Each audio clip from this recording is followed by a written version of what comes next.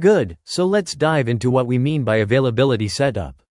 This is really the foundation for building an effective timetable. Essentially, we need to manage 4 key things. First, we're tracking the availability of our resources, groups of students, instructors, and the physical rooms we have to work with. Second, we need to think about how teaching gets distributed across our institution. Then, we layer in instructor preferences, where they'd like to teach and when. And finally, we consider group preferences for specific rooms. All of these constraints work together to create a schedule that's not just feasible, but actually respects the needs and preferences of everyone involved.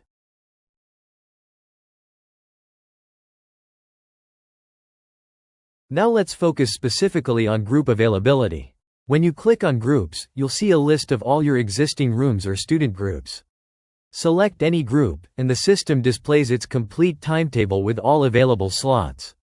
By default, every slot starts as available, marked with a check mark and yes. But here's the key. You can click any slot to toggle it to unavailable, switching it to an X number. This is how you block out time for lunch breaks or extra activities so the system won't schedule teaching during those periods. To save yourself time, use the Copy to All button to apply the same availability pattern across multiple groups at once. You can also use All Yes or All No shortcuts, or restore your previous settings if you need to. Now, the same approach applies to instructors and rooms. After you make your changes, click Save to record your modifications. Then, here's the important part. Use the Check Load button to verify whether your availability selections actually work, whether they're feasible or not. The system evaluates 4 key constraints. First, it checks if your groups have enough allowed slots compared to their weekly demand. Second, it verifies instructors have sufficient available slots against their assigned teaching load. Third, it examines the overlap between group and instructor free slots to ensure they can actually meet. Finally, it confirms rooms have adequate capacity by type to meet demand. All of these show you sufficient or insufficient status.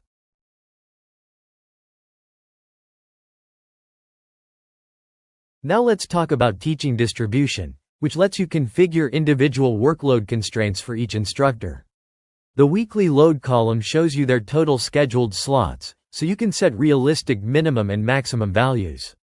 Each constraint has 3 modes: hard, which is strictly enforced; soft, which is preferred but the solver can relax if needed; or off, if you want to ignore it entirely. If you leave the value fields blank, the system uses defaults.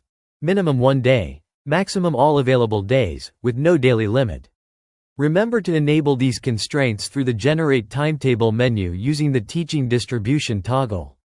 You can save your changes or reset everything if needed.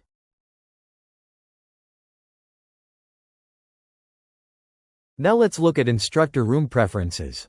This feature lets you specify which rooms each instructor prefers to teach in. You have 2 options here. Use soft to let the solver favor those rooms while still maintaining flexibility in the schedule, or use hard if you want to strictly restrict an instructor to only their selected rooms. Keep in mind that if you choose hard and none of the preferred rooms are available, the solver will fall back to any other eligible room. To activate this feature, you'll need to enable the Room Preferences toggle in the Generate Timetable section. Once you're done configuring your preferences, simply click Save to store your changes, or clear all if you want to remove everything and start fresh.